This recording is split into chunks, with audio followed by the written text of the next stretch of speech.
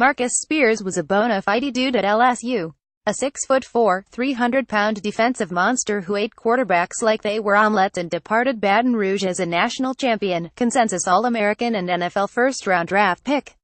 The big swagoo backed down from no man or opponent. He feared nothing, except for the visitors' locker room at War Memorial Stadium in Little Rock, Arkansas.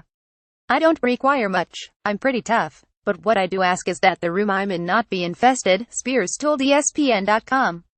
He played in the Razorbacks' second home stadium twice, a win in 2002 and a loss in 2004. More than a decade later he still gets a visible case of heebie-jeebies when he discusses his SAW-like experience. "I'm not talking about roaches or bugs, though they were probably there, behind the walls.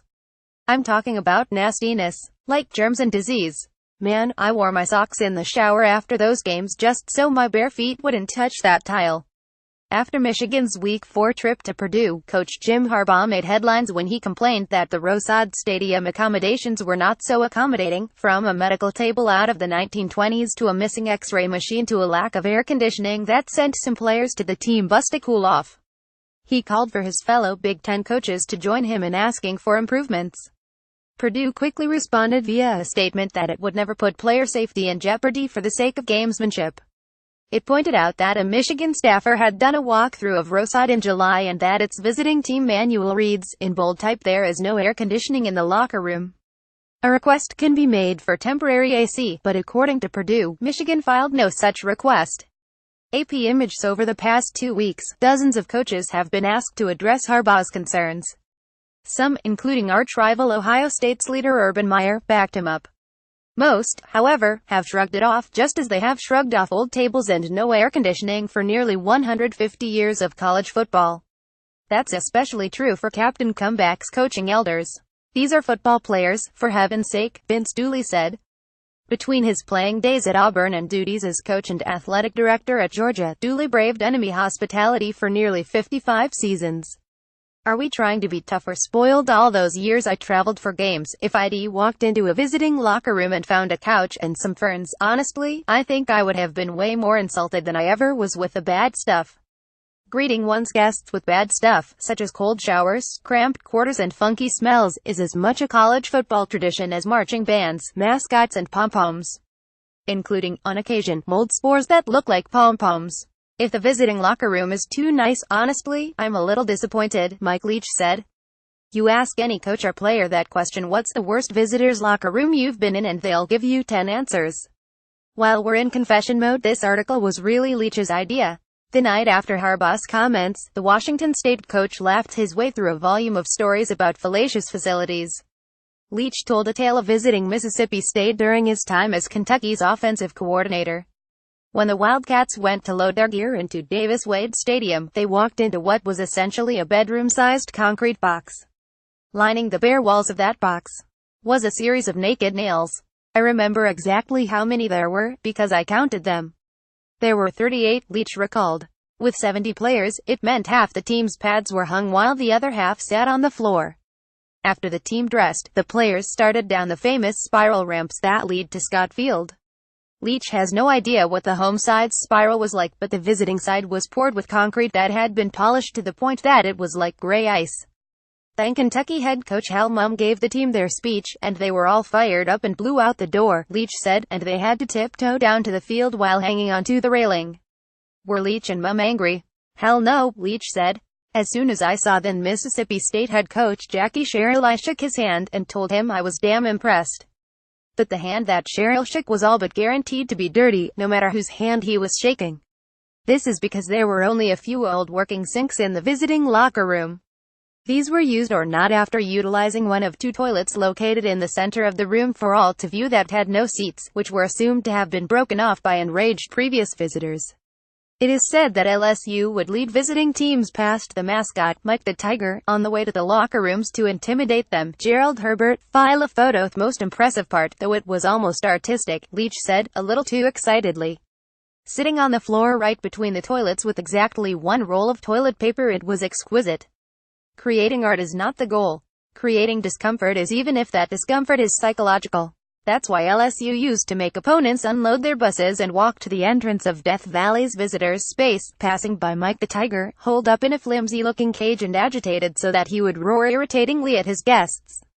That's why Alabama gladly accepted a donation from wealthy alum James M. Fail to upgrade the visitors' facilities at Bryant-Denny Stadium, forever to be known as the Fail Room.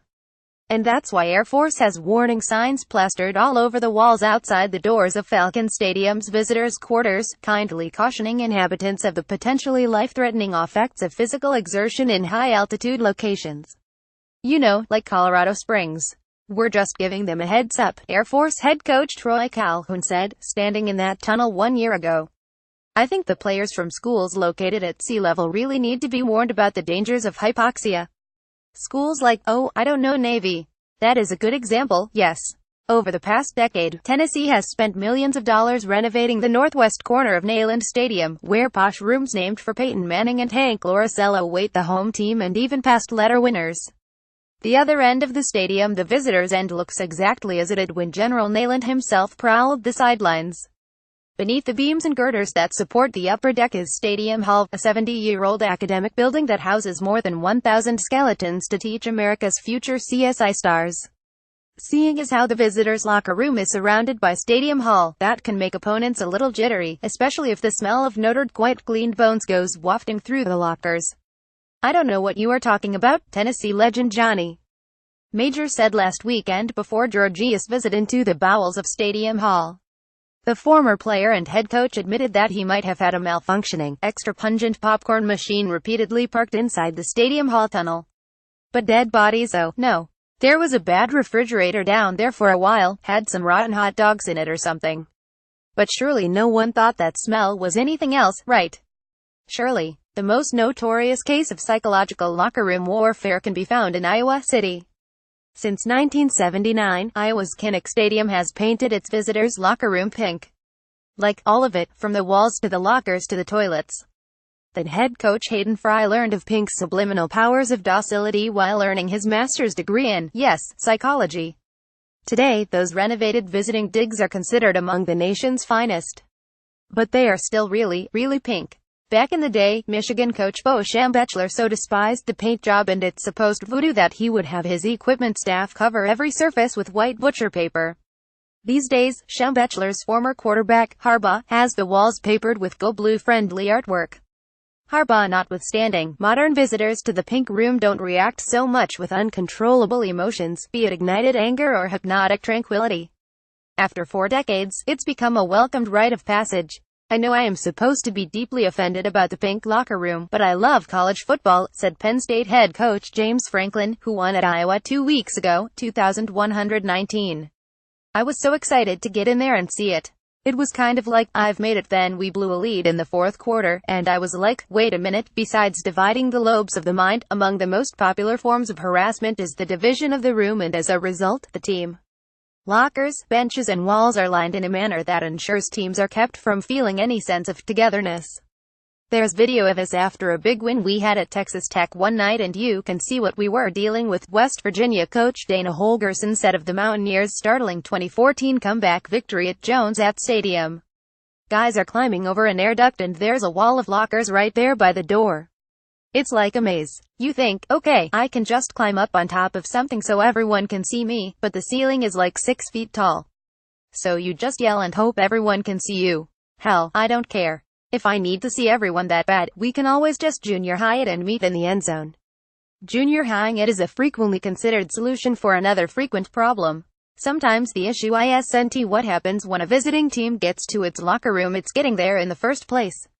When most of today's classic college football venues were built a century ago, opponents would arrive in a school bus with a couple dozen players and a stack of shoulder pads. So those facilities were built without a visiting locker room at all. As the size of the arriving parties increased, eventually reaching today's standard of 100 people, players and staff, and an 18-wheeler full of gear, the visitors were given space wherever it could be found. At some stadiums, that became a cave dug wherever there might be an empty space beneath the grandstand. At others, it meant looking off-site. I can remember having to hoof it to other buildings a lot, Keyshawn Johnson remembered about his time at USC. At the time, Oregon State, Washington State and Washington housed their visitors outside their stadiums, in a physical education building basement, a PE classroom and a basketball arena, respectively. I swore some guy sat in an office and drew up a map to make the worst possible path between the stadium and the locker room. Hey, what gate does the drunkest fraternity use to get in? Okay, cool, let's make them jog through there more often than not. That path leads through some sort of tunnel. And more often than not, that tunnel is actually a funnel. What starts as a hallway wide enough for teammates to enter 4 wide is gradually condensed, growing smaller and smaller until it's so tight the kicker might consider traveling sideways. An offensive lineman might consider therapy. At Arizona, visitors descend into a hole that feels like a garbage chute, custom built for the fans above to deposit whatever they have in their hands. Notre Dame's just unveiled path for opponents to find the playing field looks like a real-life MC Escher painting. Only, instead of Surrealist's preferred color black, this tunnel has been painted mustard brown. American football new to Notre Dame Stadium. A visitor's tunnel has been added near the north end zone. Here's an exclusive look with it in Jack Nolan. Pic.twitter.com/CHOIXens3